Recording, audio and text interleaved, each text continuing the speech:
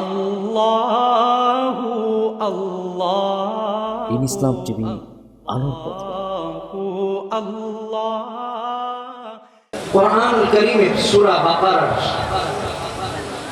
প্রথম পারার দ্বিতীয় পৃষ্ঠা 14 এবং 15 নম্বর আয়াত তিলাওয়াত করেছি।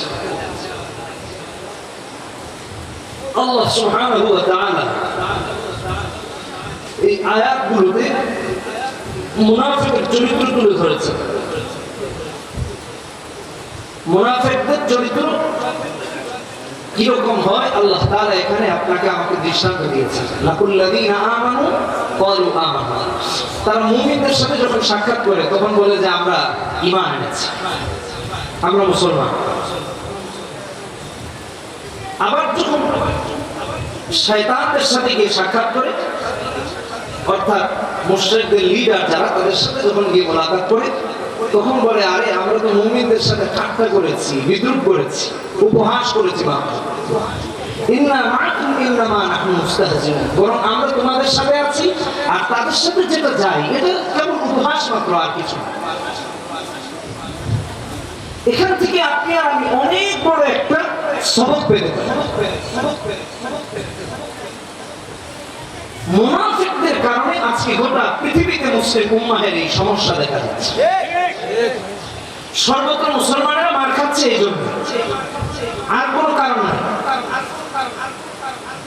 আপনি যদি বিশ্লেষণ করে দেখেন তাহলে দেখতে পাবেন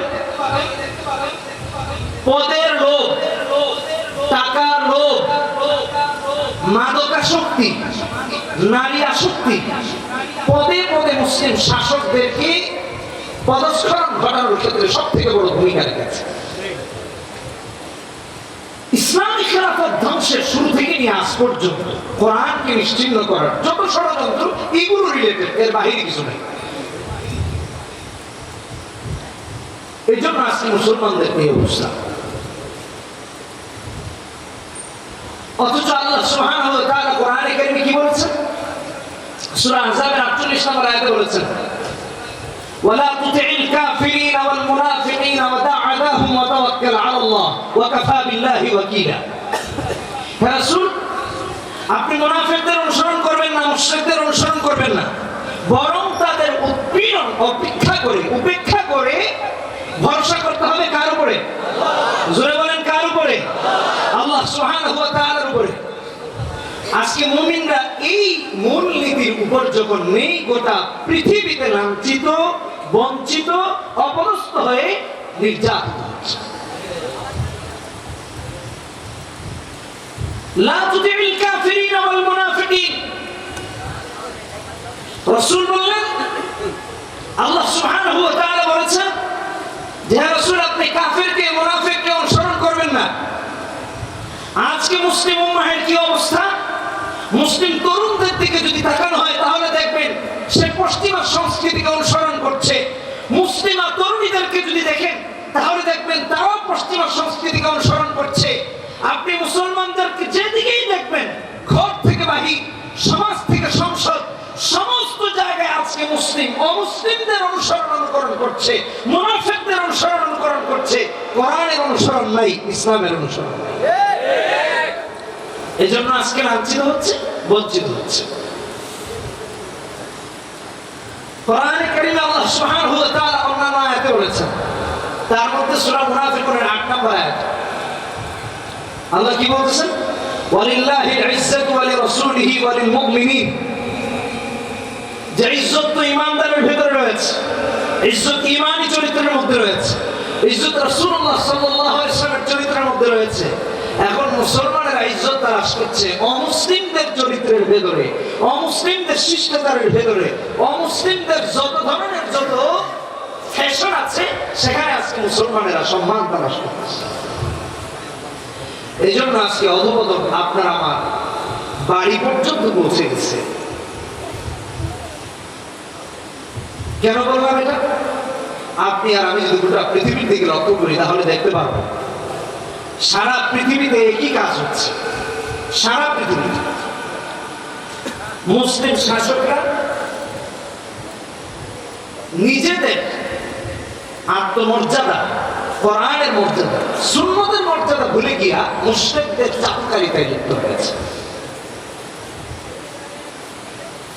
কাশ্মীরে যখন মুসলমানদের উপর নির্যাতন হচ্ছে, ফিলিস্তিনে যখন মুসলমানের নির্যাতিত হচ্ছে, বার্মায় যখন মুসলমানের নির্যাতনের শিকার, মুসলিম শাসকরা ওই জালেমদেরকে নিজের দেশে নিয়ে সব থেকে বড় সম্মানে ভূষিত করেছে। কথা বলেন ঠিক কিনা? মিডল ইস্টে হয়নি, দুবাইতে হয়নি, বাহরাইনে হয়নি। ভারত সরকার যখন কাশ্মীরের মুসলমানদের উপর নির্যাতন করছে, তারা এই মুসলমানেরা নিফাকের লেবাস পরে গিয়া ওই মুশরিকদেরকে তারা সম্মানিত করেছে। ঘৃণাটুকু তাদের চলে গিয়েছে তাদের তরফ থেকে। এটা মুমিনের চরিত্র হতে পারে, এটা মুসলমানের চরিত্র হতে পারে। এই নেফাকি পদে পদে মুসলমানদেরকে ধ্বংস করে দিচ্ছে। আমি ছোট্ট পরিসরে কিছু ইতিহাস বলব, মুনাফিকের দুই একটা আলামত বলে।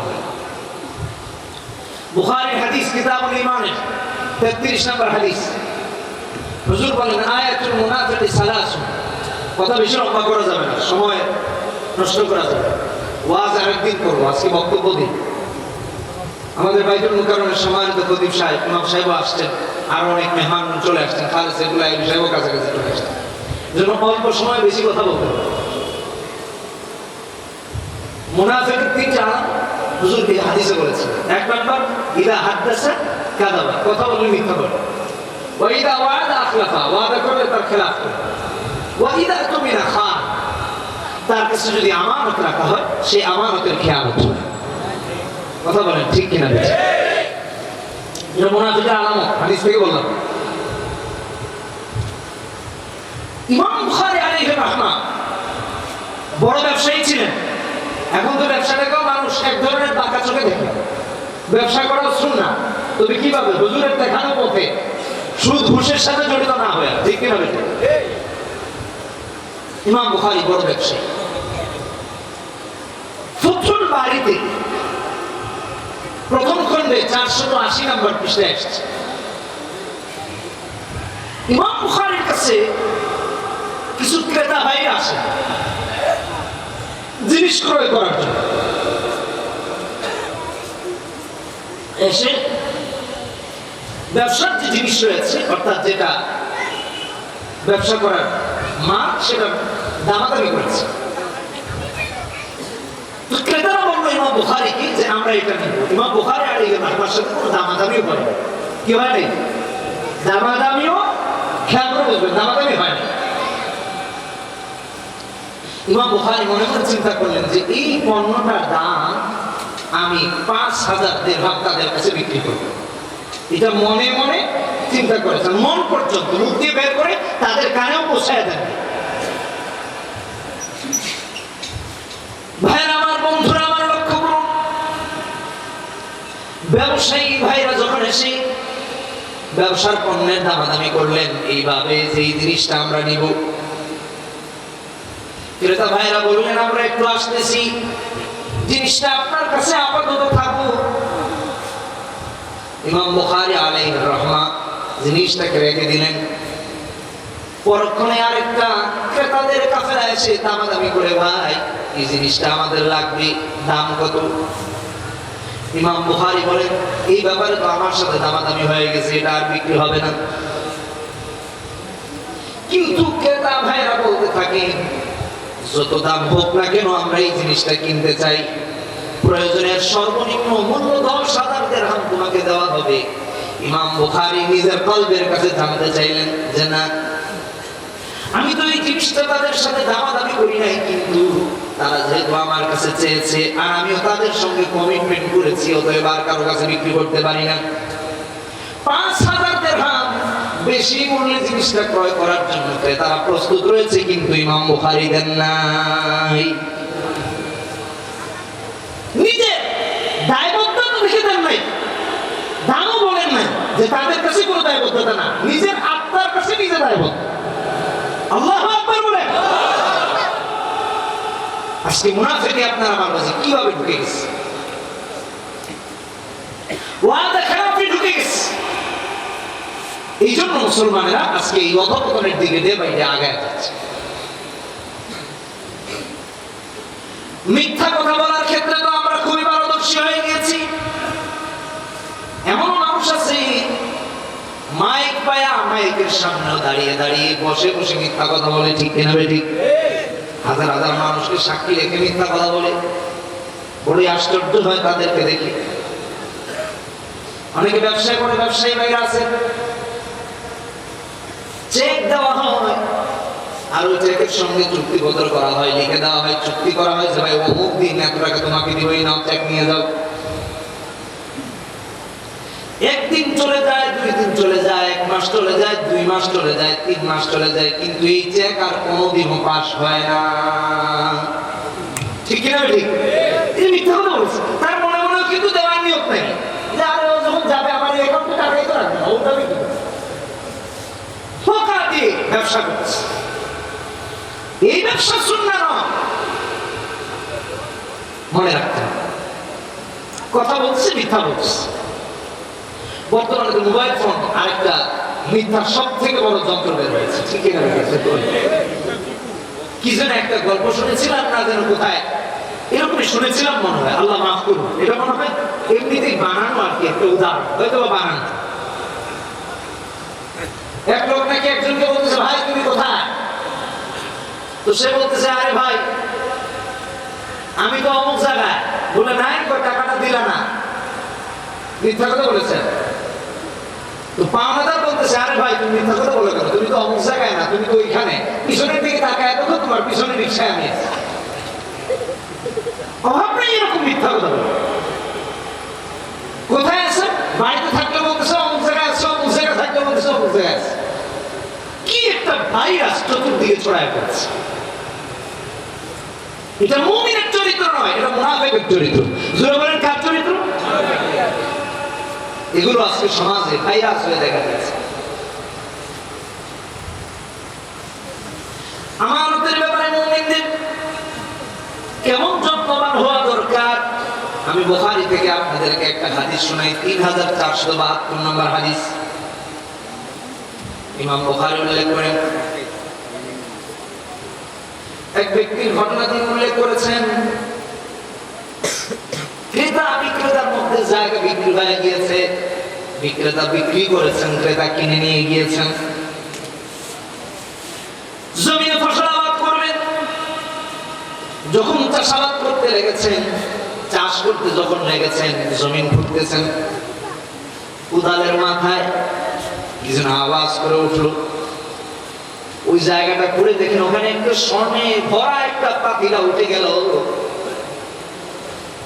বিক্রেতার কাছে ক্রেতা গিয়ে ওই পাতিলা নিয়ে হাজির, স্বর্ণ ভরা। এই যে আপনার বিক্রি করা জমিনের মধ্যে আমি একটা স্বর্ণ ভর্তি কলসি পেয়েছি, এই নিন আপনার জিনিসটা, আপনি নিয়ে নেন। বিক্রেতা বলতেছেন যেই জিনিসটা আপনি আমার কাছে নিয়ে আসলেন এটার মালিক তো আমি নয়, কারণ হলো আমি আপনার কাছে জায়গা যেহেতু বিক্রি করে ফেলেছি, ওই জায়গা থেকে পাওয়া জিনিস আমার নয়। তিনি তা ফিরাইয়া দিলেন। ক্রেতা বলতেছে না ভাই এটা আপনার। বিক্রেতা বলতেছে না ভাই এটা আপনার, এটা যেহেতু আমার না, আপনি ওখানে বেচে নিয়ে যান। ওই জামানার বিচারক পর্যন্ত ওই যখন ধারস্থ হলেন, বিচারক কি বিচার করবেন তাদের সততা দেখে আশ্চর্য হয়ে গেলেন। পরিশেষে বললেন তোমাদের কি ছেলে মেয়ে আছে নাকি? তালাশ করে দেখা গেল একজনের ছেলে রয়েছেন আর আরেকজনের মেয়ে রয়েছেন।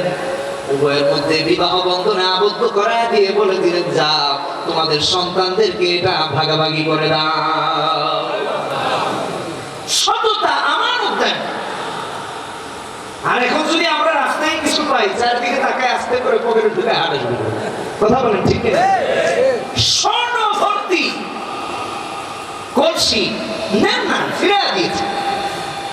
বিক্রেতাও নেয় না, ক্রেতাও নেয় না। আল্লাহু আকবার বলেন। আর এখন চারিদিকে দুর্নীতি, চুরি ডাকাতি, না জনগণ তার সম্পদ পায়, না পরিবারের লোকেরা পরিবার থেকে হক পায়। কথা বলেন ঠিক কিনা? এই জন্য আজকে অধঃপতন চতুর্দিকে। আল্লাহ আপনাকে আমাকে হেফাজত করুন, বলেন আমিন। জোরে বলেন আমিন।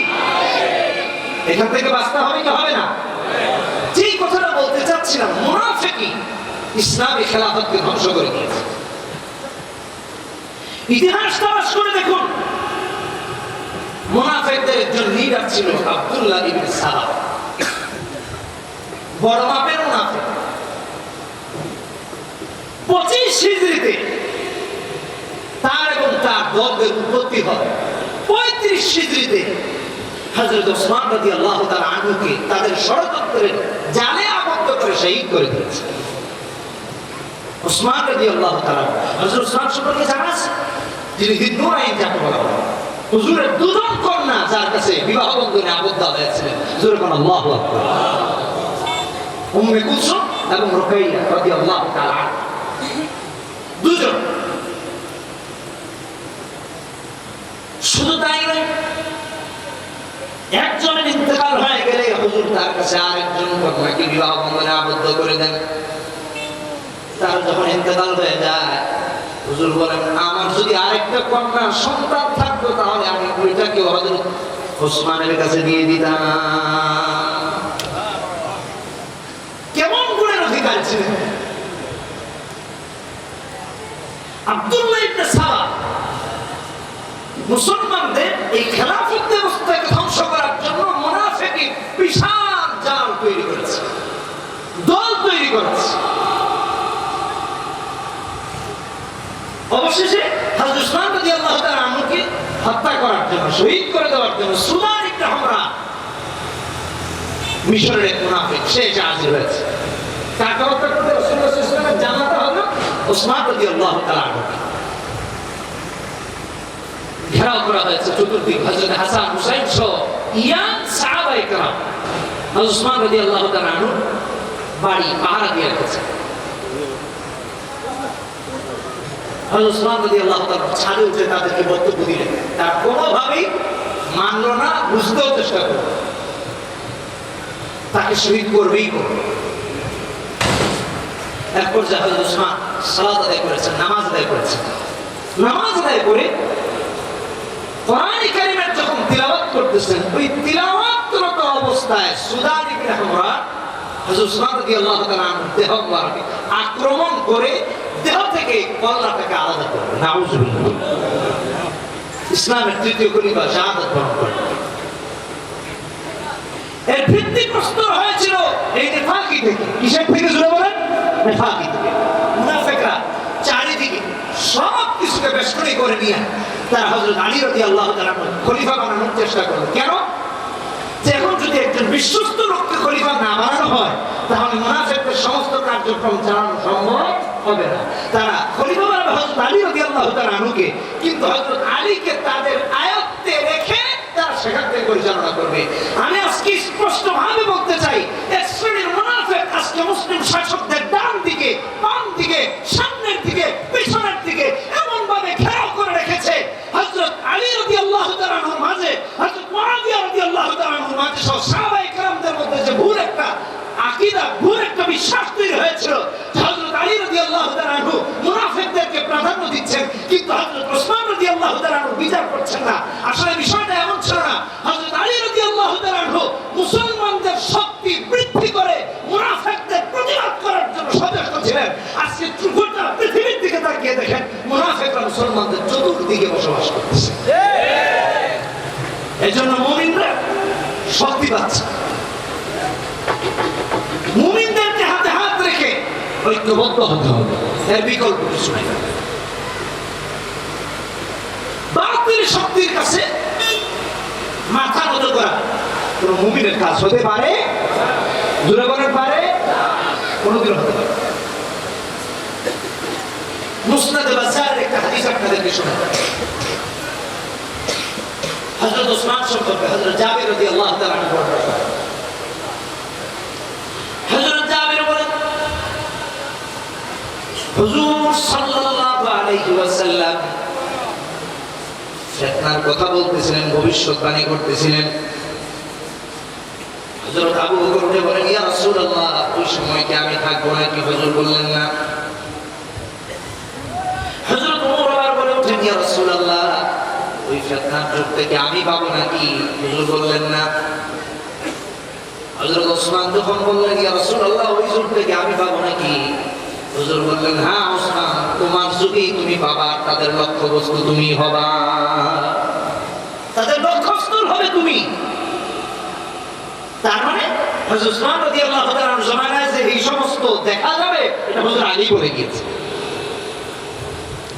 এটা কেন বলছি? হযরত উসমান রাদিয়াল্লাহু তাআলা জানতেন তাকে হত্যা করা হবে, কিন্তু তিনি প্রতিবাদ করতেন না, মারতেন না। কেন? রাসূল সাল্লাল্লাহু আলাইহি ওয়াসাল্লাম মুনাফিকদের হত্যা করে দেন না, হযরত আবু বকর করেন না, হযরত ওমর করেন না, তিনি কি করে করেন? তাই তিনি করতেন। হযরত আয়েশা সিদ্দিকা রাদিয়াল্লাহু তাআলা আনহা থেকে আরেকটা হাদিস বর্ণিত, ইবনে মাজাহ 117 নম্বর হাদিস। হযরত আয়েশা বলেন, হুজুরের সামনে হযরত ওসমান বসেছেন, হুজুর হযরত ওসমানের হাতে হাত রেখেছেন। অতঃপর হুজুর বলেন, ওসমান, অচিরেই তোমাকে আল্লাহ রাব্বুল আলামিন এমন একটা পোশাক পরিধান করাবেন, আর মুনাফিকরা তোমার ওই পোশাকটাকে খুলে নেওয়ার জন্য তোমার বিরুদ্ধে লেগে যাবে। ওই পর্যন্ত তুমি তোমার ওই পোশাকটা খুলে দিবা না যতক্ষণ না পর্যন্ত শহীদ হয়ে আমার সাথে তোমার মোলাকাত না হয়। হযরত ওসমান জানতেন তিনি শাহাদাত বরণ করবেন। হুজুর বলেছেন মুনাফিকদের কাছে আপোষ করা যাবে না। চতুর্দিক থেকে তাকে বেষ্টনী করে রাখা হয়েছে। অবাক হয়ে হযরত ওসমান কোরআন কারীমের তিলাওয়াতে মগ্ন রয়েছেন, বাতিলের কাছে মাথা নত করে নিশ্চিত শাহাদাতের অমীয় সুরা পান করবেন। জানেন তার শহীদ হয়ে যাওয়া হবে, কিন্তু তারপরেও কি করেন নাই? বাতিলের কাছে আপোষ, মুনাফিকদের কাছে আত্মসমর্পণ করেন নাই। আর আজকে আপনি আর আমি সকালে একবার করি, দুপুরে আরেকবার করি, সন্ধ্যায় আরেকবার করি, প্রতি ঘন্টায় ঘন্টায় আপনার আমার আপোষ করতে কোনো সমস্যা হয়? নাউজুবিল্লাহ। এটা মুমিনের চরিত্র হতে পারে না। ভাইরা, চরিত্রকে পরিবর্তন করা লাগবে। আরো অনেক বলতাম, এইটুকু পর্যন্ত থাক। দ্বিতীয় লক্ষ্যবস্তু হলেন হযরত আলী। খেয়াল করে বুঝেন, সাহাবায়ে কেরামের মধ্যে অনেক ক্রান্তি দেখা দিল যে হযরত আলী মুনাফিকদের পাশে রেখে তিনি তাদের থেকে হযরত ওসমান রাদিয়াল্লাহু তাআলা শাহাদাতের বিচার করছেন না, প্রতিশোধ দিচ্ছেন না। সাহাবায়ে কেরামের মধ্যে যখন এই বুঝ চলে আসলো যে হযরত আলী তার ভিতটাকে মজবুত করতে চান, তখন মুনাফিকরা দ্বিতীয় লক্ষ্যস্থ বানাইলো হযরত আলী রাদিয়াল্লাহু তাআলা আনহুকে, যে হযরত আলী যেহেতু আমাদের থেকে বিচার নেবেন, মুনাফিকদের হত্যা করবেন, ষড়যন্ত্রগুলোকে নস্যাৎ করে দিবেন, হযরত আলীকে আর বাঁচতে দেওয়া যাবে না, তাকে হত্যা করতে হবে। তার টার্গেট নিয়েছে তিনজন বড় বড় সাহাবীকে হত্যা করবে। সিরিয়ার গভর্নর হযরত মুআবিয়া রাদিয়াল্লাহু তাআলা আনহুকে, মিশরের গভর্নর হযরত আমর ইবনে আসকে এবং স্বয়ং খলিফা হযরত আলী রাদিয়াল্লাহু তাআলা আনহুকে হত্যা করবে। তিনজন মিলে কমিটমেন্ট করে বের হয়েছে।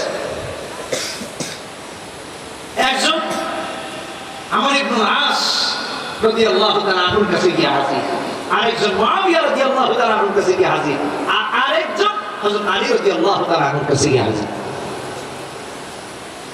নারী আসক্তি, ইসলামী সংস্কৃতি, ইসলামী এবং ঈমানি তাহযীব তামাদ্দুন নষ্ট করার পেছনে আরেক কারণ। কয়েকদিন আগে দেখেছি, আপনারা হয়তো দেখেছেন, ইন্টারনেট মিডল ইস্টের রাজপুত্ররা, প্রিন্সরা বিভিন্ন ক্লাবে গিয়া নারীদের সাথে আমোদ প্রমোদ আর ফুর্তিতে নিয়োজিত রয়েছে।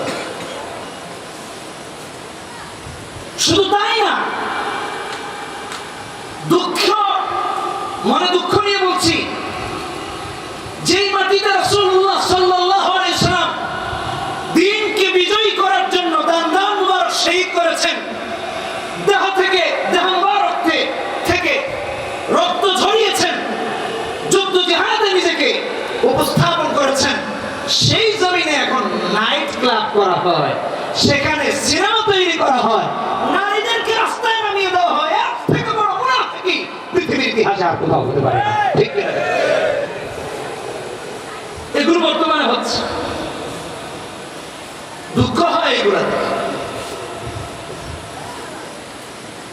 হযরত আলী রাদিয়াল্লাহু তাআলা আনহুকে হত্যা করার জন্য আব্দুর রহমান ইবনে মুসলিম নামে এক মুনাফিক রওনা করেছে। বাকি দুইজন দুদিকে, হযরত আমর ইবনে আসকে হত্যা করতে গিয়েছে, তিনি অসুস্থ থাকার কারণে সেদিন ইমামতিতেই হাজির হন নাই ফজরের সময়। এটা তাদের উদ্দেশ্যই ছিল ফজর হত্যা করা, কিন্তু যিনি ফজরের জামাতে ইমামতি করেছে তাকে ঠিক হত্যা করেছে। হযরত আমর ইবনে আসকে হত্যা করা যায় না। আরেক মুনাফিক হযরত মুআবিয়া রাদিয়াল্লাহু তাআলা আনহু হত্যা করতে গিয়েছে। সিরিয়ার গভর্নর হযরত মুআবিয়াকে রাদিয়াল্লাহু তাআলা আনহুকে হত্যা করতে গিয়ে মুআবিয়া রাদিয়াল্লাহু তাআলা আনহু কিছুটা আহত হয়েছেন, কিন্তু মুনাফিককে ধরে করে হত্যা করা হয়েছে। তৃতীয় রয়ে গেলেন হযরত আলী রাদিয়াল্লাহু তাআলা। হযরত আলীকে হত্যা করার জন্য আব্দুর রহমান ইবনে মুসলিম একদিন নয়, 2 দিন নয়, 3 দিন নয়, 4 দিন নয়, 40 দিন তরবারি চালিয়ে আর করেছে। একজন সাহাবী রাসূলুল্লাহ সাল্লাল্লাহু আলাইহি ওয়াসাল্লামের জামাতা, তাকে হত্যা করার জন্য কল্পনা করেছেন যিনি আমিরুল মুমিনিন, নেফাকে আপনাকে আমাকে কোথায় নিয়ে পৌঁছেছে। ওখানে তার একটা মুনাফিকা মহিলার সাথে পরিচিত হয়, কাওয়াম বিনতে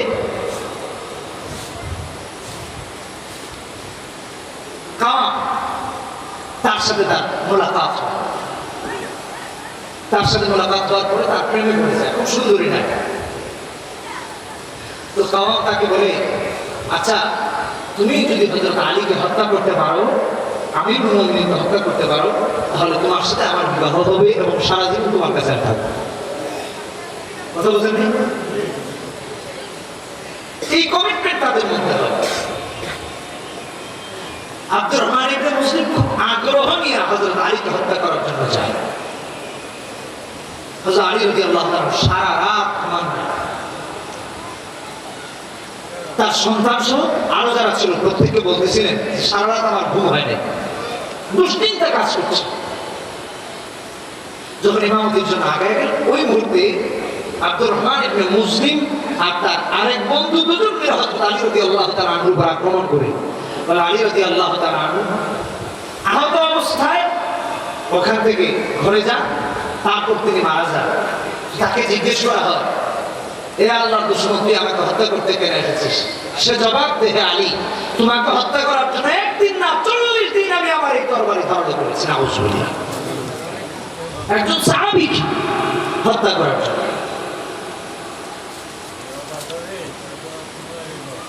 আজকে আমাদেরকে বাহ্যত দেখে আশ্চর্য হতে হয়।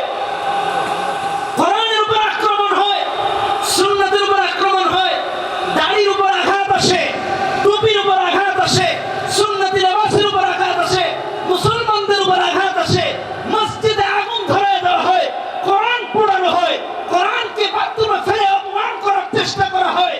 তবে আশ্চর্য হবেন না, এই কাজ কোন মুমিনের দ্বারা হতে পারে না, এটা মুনাফিক আর মুশরিকদের দ্বারাই সংগঠিত হবে। ঠিক কি না? আমি স্পষ্ট ভাবে বলে দিচ্ছি, যারা কাফের, মুশরিক আর মুনাফিকের এই চক্রান্তগুলোকে যারা সমর্থন করে, তারাও মুমিন হতে পারে না, তারাও মুনাফিক, তারাও মুশরিক। ঠিক কি না?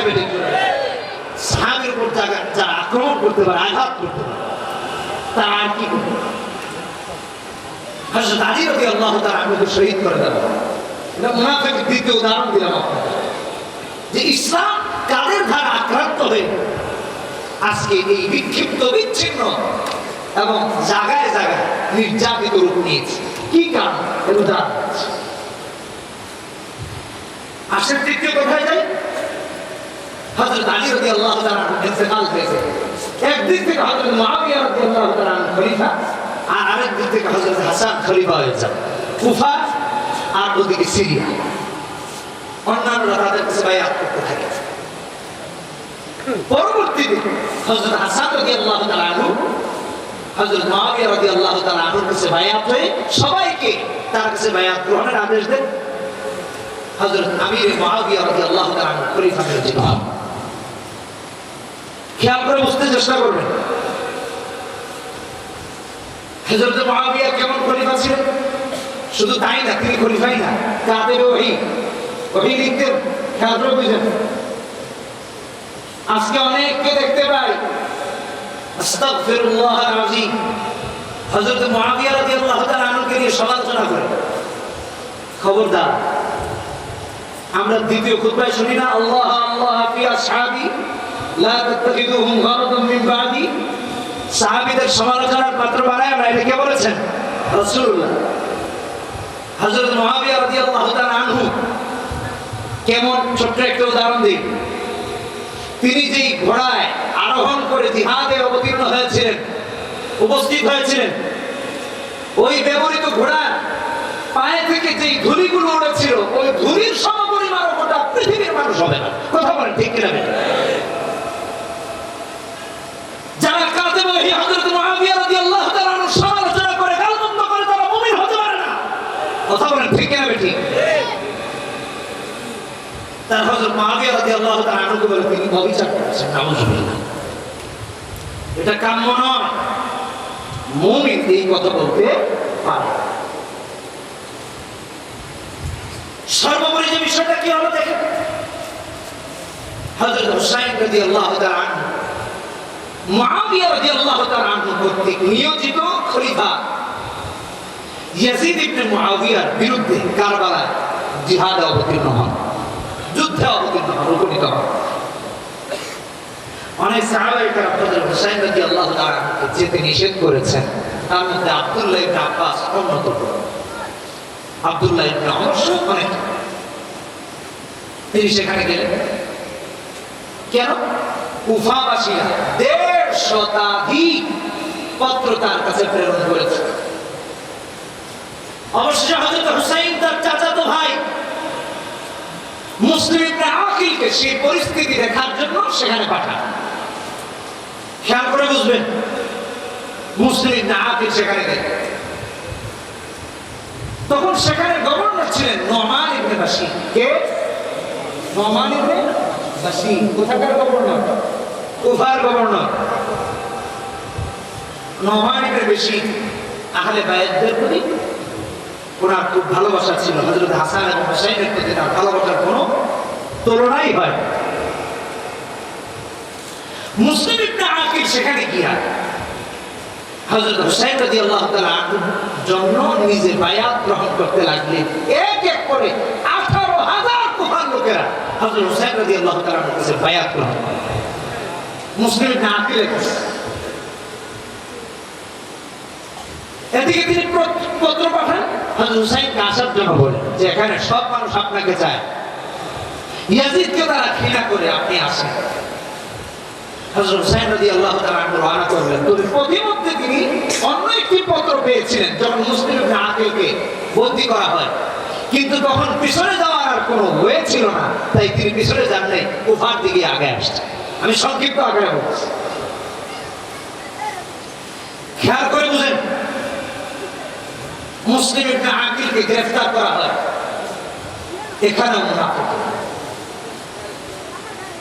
কুফার বিশিষ্ট গণ্যমান্য ব্যক্তি হানি ইবনে উরওয়ার বাড়িতে তিনি অবস্থান করেন।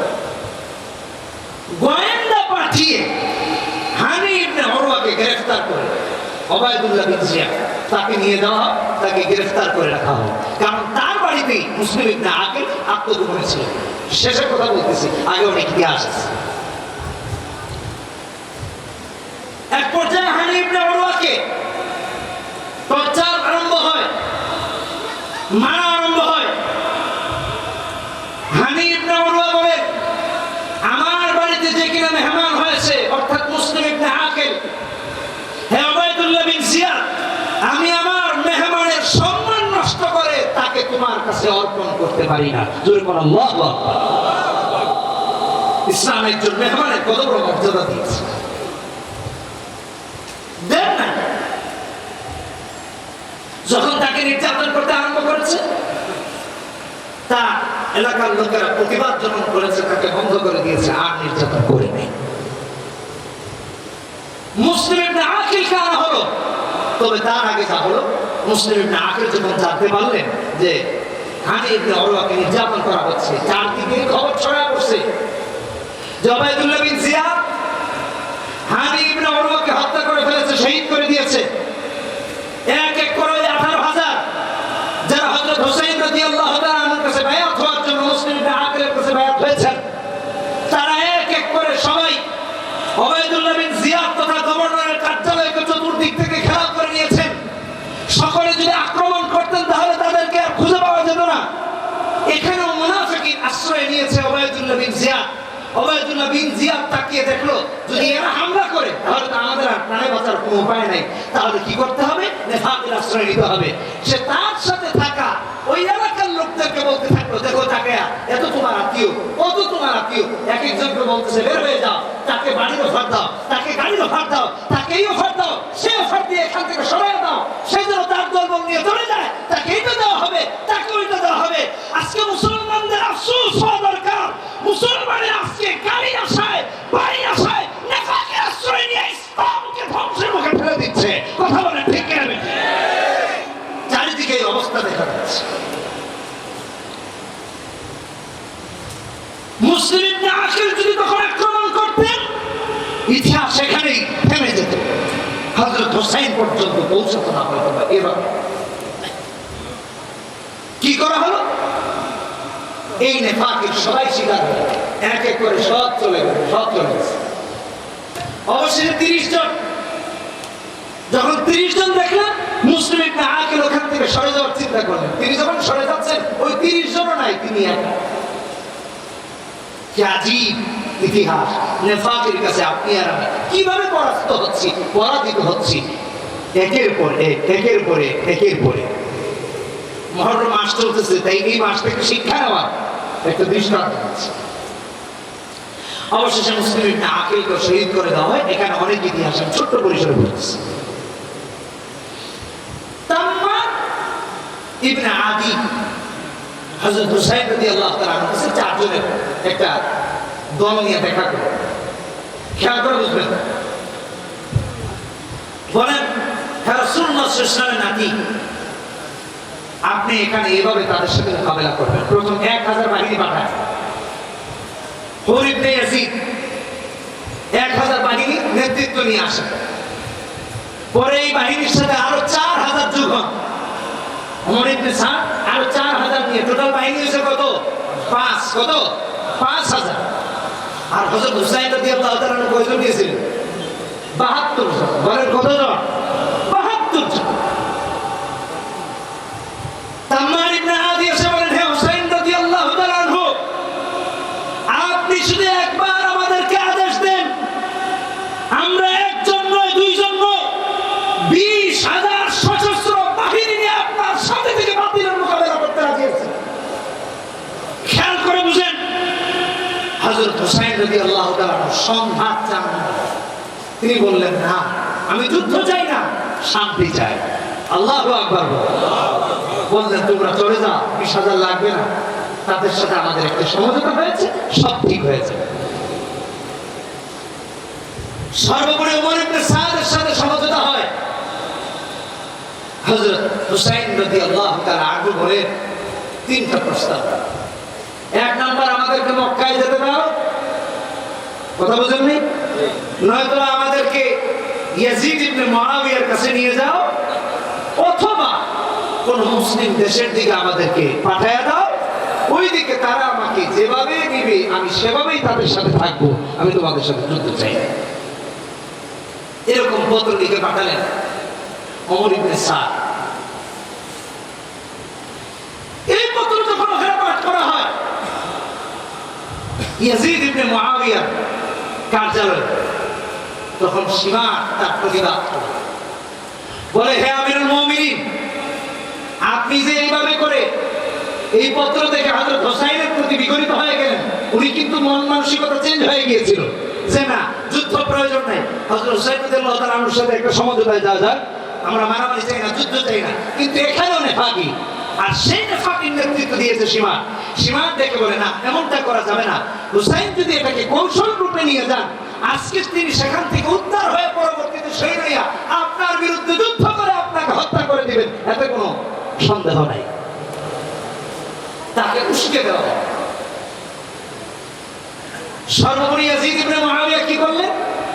তাকে সেনাবাহিনীর প্রধান বানিয়ে ওই পত্র দিয়ে পাঠালেন, যাও ওমর ইবনে সাদের কাছে দিয়া এই পত্র দেখিয়ে তুমি সেনা প্রধান হবা, আর তাকে ওখান থেকে অব্যাহতি দিবা। পত্র দিয়ে তাকে সেনা প্রধান বানানো। হযরত হুসাইন রাদিয়াল্লাহু তাআলা শাহাদাত বরণ করেন, অন্যরাও ভূমিকা রেখেছে।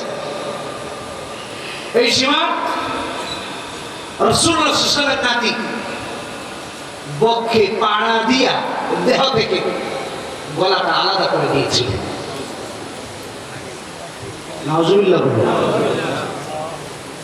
শুধু তাই না, ঘোড়ার পেছনে লাশ বেঁধে এটাকে মাটিতে এবং ঘোড়া পদদলিত করে নিশ্চিহ্ন করে দেওয়া তাদের কাজ তারা করেছে। এটুকু সম্মান দেন। একজন মুমিনের সম্মান যেরকম জীবিত থাকতে থাকে, মৃত মুমিনের সম্মান থাকে, ঠিক কিনা? শুধু তাই না, এর ব্যাপারে বললে অনেক দেরি হয়ে যাবে। রাসূলুল্লাহ সাল্লাল্লাহু আলাইহি ওয়াসাল্লাম অনেক অমুসলিমদের লাশ নিতে দেখেও সম্মান অসম্মান প্রদর্শন করেন নাই, কিন্তু একজন সাহাবীকে তারা এরকম করেছে। শাহাদাতের পর হযরত হুসাইন রাদিয়াল্লাহু তাআলা আনহু মস্তক নিয়ে আসা হয়েছে। ওবায়দুল্লাহ বিন জিয়াদ আছে, খেয়াল করে শুনুন। ওবায়দুল্লাহ বিন জিয়াদ কোন বর্ণনা বা ব্যাখ্যাকার ইতিহাস যারা লিখেন, ওই ইতিহাসে লিখেছেন তার হাতে ছুরি ছিল, চাকু। ওটা দিয়ে হযরত হুসাইন রাদিয়াল্লাহু তাআলা আনহু ঠোঁট দয়ে এভাবে নাড়াচাড়া করছে। রাসূলুল্লাহ সাল্লাল্লাহু আলাইহি ওয়াসাল্লামের সাহাবী যায়েদ ইবনে আরকাম রাদিয়াল্লাহু তাআলা আনহু, বয়োবৃদ্ধ সাহাবী, বার্ধক্যে উপনীত হয়ে গিয়েছেন, দাঁড়িয়ে গিয়েছেন। দাঁড়িয়ে বলতেছেন, হে ওবায়দুল্লাহ বিন জিয়াদ, তুমি কোথায় ছুরি দিয়ে নাড়াচাড়া করছো? তুমি কি জানো আমি অসংখ্যবার রাসূলুল্লাহ সাল্লাল্লাহু আলাইহি ওয়াসাল্লামকে দেখেছি এই জায়গায়। জোরে বলেন আল্লাহু আকবার। প্রতিবাদ করেছে। ওবায়দুল্লাহ বিন জিয়াদ বলল, তুমি যদি বৃদ্ধ না হতে তাহলে তোমাকেও এখানে হত্যা করা হতো। কত বড় দৃষ্টতা! একজন সাহাবীকে শহীদ করে দেওয়া হয়েছে, আরেকজন সাহাবীকে শহীদ করার ব্যাপারে তার কোনো আপত্তিও নাই, বরং তাকে হুমকি ধামকি দেওয়া হচ্ছে। কথা বলেন ঠিক কিনা? বেঁচে কি আজি আজকে আপনার আমার ইতিহাস থেকে শিক্ষা নেই। হযরত হুসাইন রাদিয়াল্লাহু তাআলা আনহু শাহাদাতের পেছনে নেফাকি কারণ, হযরত মুআবিয়া রাদিয়াল্লাহু তাআলা আনহুকে হত্যা করতে যাওয়া মুনাফিকি কারণ, হযরত আমর ইবনে আস রাদিয়াল্লাহু তাআলা আনহুকে হত্যা করতে যাওয়া নেফাকির কারণে, হযরত আলী রাদিয়াল্লাহু তাআলা আনহুকে হত্যা করতে যাওয়া নেফাকির কারণে, হযরত ওসমান রাদিয়াল্লাহু তাআলা আনহুকে হত্যা করা আরম্ভ হয় মুনাফিকের ধারা। এই মুনাফিকের ধারা ততদিন অব্যাহত থাকবে, মুনাফিকদের ধারা মুসলমানের কাছে ইসলাম অরক্ষিত থাকবে। ঠিক কিনা বেঠিক জোরে বলেন? আজ থেকে যদি আমরা মুনাফিকদেরকে চিহ্নিত করতে পারি এবং তাদের সঙ্গ ত্যাগ করে তাদেরকে আলাদা করতে পারি, তবেই কেবল আপনি আর আমি ঈমান নিয়ে বাঁচতে পারবো। ঠিক কিনা বেঠিক? কি করছি আপনি আর আমি মুনাফিকের সাথে জড়িত। টাকা দিলে চুপ হয়ে যাচ্ছে, পদ দিলে চুপ হয়ে যাচ্ছে, কেউ মানে সাহায্য হয়ে চুপ হয়ে যাচ্ছে। কোরআন হাদিসের কথা বলা আজকে আপনার আমার দূর হয়ে ব্যাপার দাঁড়িয়েছে। সত্য প্রকাশ করতে হবে। দুঃখটার আগে এখানে ভাইকে ভাই দুশমন বানিয়ে নিয়েছে। হযরত হুসাইন রাদিয়াল্লাহু তাআলা আনহুকে শুধু শহীদ করা হয়েছে, তার ছোট্ট সন্তান আব্দুল্লাহকে শহীদ করা হয়েছে, আলী আকবরকে শহীদ করা হয়েছে, আলী আসগর যিনি তাকে নিয়ে আসা হয়েছে। তাদের সবাইকে যখন ইয়াজিদ ইবনে মুআবিয়ার কাছে পাঠানো হলো, আল্লাহু আকবার, আলী আসগর হযরত হুসাইন রাদিয়াল্লাহু তাআলা আনহুর সন্তান, হযরত আলী রাদিয়াল্লাহু তাআলা আনহুর নাতি, রাসূলুল্লাহ সাল্লাল্লাহু আলাইহি ওয়াসাল্লামের নাতির কি সন্তান। এটাকে আমরা কি বলি? কি বলি মনে হয় নাকি? এরকমই কিছু। তাকে হাজির করা হলো, পায়ে বেড়ি, হাতে বেড়ি। খেয়াল করে বুঝবেন কার কাছে নিয়ে উপস্থিত করা হয়েছে? ইয়াজিদ ইবনে মুআবিয়া, গভর্নর।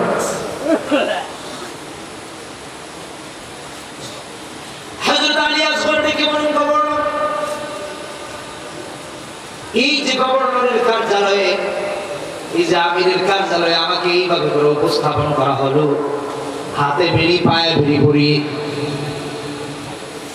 যদি আজকে রাসূলুল্লাহ বেঁচে থাকতেন তাহলে এইভাবে কি আমাকে এখানে উপস্থাপন করা হতো নাকি?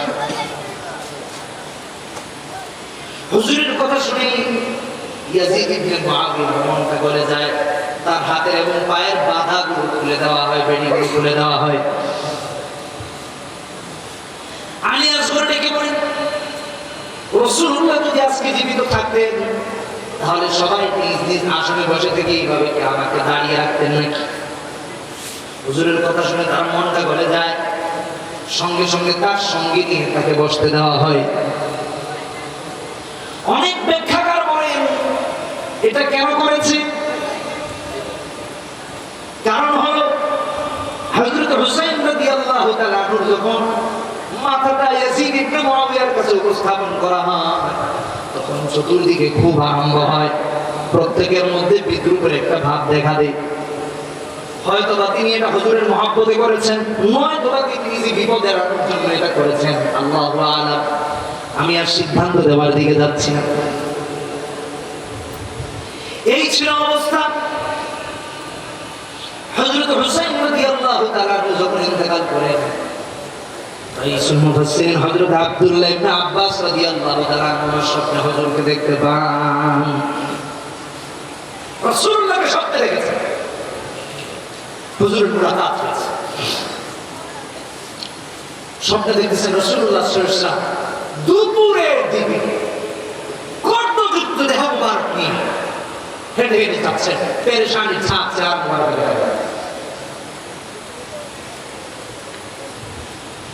রাইসুল মুফাসসিরিন হযরত আব্দুল্লাহ ইবনে আব্বাস থেকে বলেন, ইয়া রাসূলুল্লাহ আপনাকে এত চিন্তাযুক্ত দেখা যাচ্ছে, ব্যাপার কি? হুজুর বলেন, হে আব্দুল্লাহ ইবনে আব্বাস, কারবালার ময়দানে আমার প্রিয় হুসাইনকে রক্তাক্ত করে দেওয়া হয়েছে। শুধু তাই না, তাকে শহীদ করে দিয়ে তার দেহটাকে ঘোড়ার পদদলিত করে দিয়ে নিশ্চিহ্ন করে দেওয়া হয়েছে। হুসাইনের উপর আক্রমণ হয়, আমি কি মদিনায় থাকতে পারি না, কি এটা দেখতে গিয়েছিলাম। আল্লাহু আকবার। হযরত আব্দুল্লাহ ইবনে আব্বাস দেখে বলেন, ইয়া রাসূলুল্লাহ আপনার হাতে যে একটা বোতল দেখা যায়, এই বোতলটা কিসের? হুজুর দেখে বলেন, হে আব্দুল্লাহ ইবনে আব্বাস, ওই কারবালায় আমার নাতির যেখানে রক্ত ঝরানো হয়েছে, ওই রক্তগুলোর মধ্য থেকে কিছু রক্ত আমি বোতলের মধ্যে সংগ্রহ করে রেখেছি। কিয়ামতের ময়দানে যারা আমার নাতিকে হত্যা করেছে তাদের বিরুদ্ধে আল্লাহ রাব্বুল আলামিনের কাছে বিচার দায়ের করার জন্য। কিয়ামতের মাঠে বিচার দায়ের করা হবে। আজকে ইসলামের উপর আঘাত করা হয়, কোরআনের উপর আঘাত করা হয়, সুন্নাতের উপর আঘাত করা হয়। আরে ভাই, মৃত্যু যদি এমন হয়, মৃত্যু যদি এমন হয় যে আমার মাথায় সুন্নাহ, মৃত্যু যদি এমন হয় আমার চেহারায় সুন্নাহ, মৃত্যু যদি এমন হয় আমার দেহে সুন্নাহ, মৃত্যু যদি এমন হয় আমার ঘরে সুন্নাহ, মৃত্যু যদি এমন হয় আমার সমাজে সুন্নাহ, মৃত্যু যদি এমন হয় আমার দেশে সুন্নাহ, মৃত্যু যদি এমন হয় আমি সুন্নাহকে প্রতিষ্ঠিত করার জন্য আন্দোলন করেছি, জীবন দিয়েছি, কিয়ামতের ময়দানে রাসূলের কাছে যেভাবে রক্ত নিয়ে রাসূল কিয়ামতের মাঠে বিচার দায়ের করার জন্য বলেছেন, আপনি আর আমি যদি একটা সুন্নাহ নিয়ে কিয়ামতের ময়দানে আল্লাহর কাছে অভিযোগ দায়ের করতে পারি মুনাফিকদের বিরুদ্ধে, মুশরিকদের বিরুদ্ধে, ইসলামের দুশমনদের বিরুদ্ধে, ইনশাআল্লাহ আল্লাহ জান্নাত আপনার আমার জন্য অবদান। কথা বলেন ঠিক কি না ঠিক? সুন্নতের পাবন্দ হব তো ইনশাআল্লাহ, কোরআন তেলাওয়াত করব তো ইনশাআল্লাহ, ইসলামের উপর চলবো তো ইনশাআল্লাহ। এই যে মাদ্রাসাটা হয়েছে, এই মাদ্রাসার সাথী হবো তো ইনশাআল্লাহ। কথা বলেন না কেন? জোরে বলেন না, হবেন না? নিজের সন্তানকে মাদ্রাসায় পড়ানো দরকার আছে না? জোরে বলেন আছে না? শুধু দরকার না, খুব বেশি দরকার। ছোট্ট একটা পর্যালোচনা, আপনি সমাজের দিকে তাকিয়ে দেখেন, অনেক বড় বড় অফিসার, শিক্ষিত, বড় বড় ডিগ্রি নিয়েছে বিভিন্ন দেশ থেকে, ইউরোপ থেকে, আমেরিকা থেকে, বাংলাদেশের বাড়ির থেকে। নিজের মাকে খাওয়ায় না, নিজের বাবাকে খাওয়ায়। কথা বলে ঠিক কিনা? দেখার তার সময়। কিন্তু একজন আলেম, একজন মাদ্রাসার ইমাম, উস্তাদ, একজন মসজিদের ইমাম, তাদের দিকে তাকিয়ে দেখেন খুব অল্প বেতন তারা পেয়ে গেল, 4,000, 5,000। আমার বড় লোক বন্ধুরা যদি কোথাও কোনো রেস্টুরেন্টে খেতে বসে তাহলে 5-10,000 চলে যায়। কথা বলে ঠিক কিনা? কোনো পার্টি দিয়ে চলে যায় আরো বেশি। যা কিনা একজন ইমামের সারা মাসের বেতন না, সারা মাসের বেতন না। খেয়াল করে বুঝতে হবে। কিন্তু ওই ইমাম, ওই আলেম, ওই হাফেজে কোরআন, ওই ইমাম, ওই মুয়াজ্জিন, ওই মুফাসসির, ওই মুহাদ্দিস, তার ওই স্বল্প বেতন থেকে বাবাকেও খাওয়ান, মাকেও খাওয়ান, মায়েরও সেবা করেন, বাবারও সেবা করেন। তাদের মাদেরকে বৃদ্ধাশ্রমে দেখা যায় না, তাদের বাবাদেরকে বৃদ্ধাশ্রমে দেখা যায় না। কিন্তু লাখপতিরা, কোটিপতিরা, যারা কোটি কোটি টাকা খরচ করে ডিগ্রি ধারণ করেছেন, কোটি কোটি টাকা ইনকাম করছেন, তাদের বাবা মাকে বৃদ্ধাশ্রমে পাচ্ছেন। কথা বলেন ঠিক কিনা? তার কারণ একটাই, যে তাদের কলবের ভিতরে কোরআনে কারীমের জ্ঞান আছে, তাদের ভিতরে ইসলামের জ্ঞান আছে, দ্বীনের জ্ঞান আছে, কোরআনের জ্ঞান আছে। শুধু এটাই কারণ। আপনি প্রতিটা বৃদ্ধাশ্রমে যান, কোথাও গিয়ে দেখবেন না কোন আলেমের মাকে দেখা যায়, কোথাও গিয়ে দেখবেন না কোন আলেমের বাবাকে দেখা যায়। যারা দেখবেন সব এর বাহিরে। কয়েকদিন আগে একটি টিভি সম্প্রচার করেছে ঢাকা শহরের একটা জায়গা, আমি আর নাম বললাম না এই জন্য যে যদি নামই বলি তাহলে ওই এলাকার লোকেরা মন খারাপ। তার বাবাকে পাওয়া টিভিতে নিউজ করে তার সন্তানকে আনা হয়েছে, তার বোন পাওয়ার পরে ওই সন্তান তার বাবাকে নিতে রাজি। নাউজুবিল্লাহ বললেন। কোরআনে এবং হাদিসে অসংখ্য হাদিস আছে, অসংখ্য আয়াত আছে। মায়ের সেবা করলে জান্নাত পাওয়া যায়, বাবার সেবা করলে জান্নাত অবধারিত হয়ে যায়। জোরে বলেন আল্লাহু আকবার। চিল্লায়া বলেন আল্লাহু আকবার। মায়ের সেবা করবে তো, মায়ের সেবা করবেন তো ইনশাআল্লাহ, বাবার সেবা করবেন তো ইনশাআল্লাহ। আজকে ইয়াং জেনারেশনের অধিকাংশের বাবা মায়ের একটা আপত্তি, হুজুর আমার ছেলে আমার কথা শুনে, হুজুর আমার মেয়ে আমার কথা শুনে। কি বলেন ঠিক কিনা? আছে না? না পড়াশোনা করে ঠিক মতো, না অন্য কিছু করে ঠিক মতো। মায়ের সেবাও করে না, বাবার সেবাও করে। কোরআনে কারীম পড়লে পড়ে, আপনার সন্তানকে পড়ালে পড়ে, এই সন্তান আপনার বাধ্যগত হবে, আপনার অবাধ্য হবে না। এই সন্তানের দ্বারা আপনি কখনো ভুল হবেন না, এই সন্তান আপনাকে কষ্ট দিবে না। বরং একজন কোরআনের ধারক বাহক, একজন ইসলামের ধারক বাহক, তার বাবার সেবা করে, তার মায়ের সেবা করে, সেখান থেকে তার জান্নাত তার আশা থাকবে। ঠিক কিনা? সন্তানকে মাদ্রাসায় পড়াবেন তো? জোরে বলেন পড়াবেন না ইনশাআল্লাহ? কোরআনে কারীমে সূরা ইব্রাহিম আল্লাহ তাআলা বলেছেন, কিতাবুন আনজালনাহু ইলাইকা লিতুখরিজান নাসা মিনাজ যুলুমাতি ইলান নূর। কোরআনে কারীম এমন কিতাব যা কিনা অন্ধকার থেকে আলো দেখায়। সমস্ত দুনিয়াটা অন্ধকারাচ্ছন্ন, আল্লাহ রাব্বুল আলামিন তাম পৃথিবীটাকে আলোকিত করার জন্য চাঁদ দিয়ে দিলেন, রাতের অন্ধকার দূর করার জন্য, আর দিনের অন্ধকার দূর করার জন্য সূর্যের ব্যবস্থা করে দিলেন। সমস্ত মানুষগুলো আলোকিত জীবন ধারণ করার জন্য সিরাত মুস্তাকিমের পথ পেয়ে জান্নাতে যাওয়ার জন্য আল্লাহ রাব্বুল আলামিন দুইটা জিনিস দিয়েছেন। তার এক নাম্বার হলো কোরআন, আর দুই নাম্বার হলো সুন্নাহ।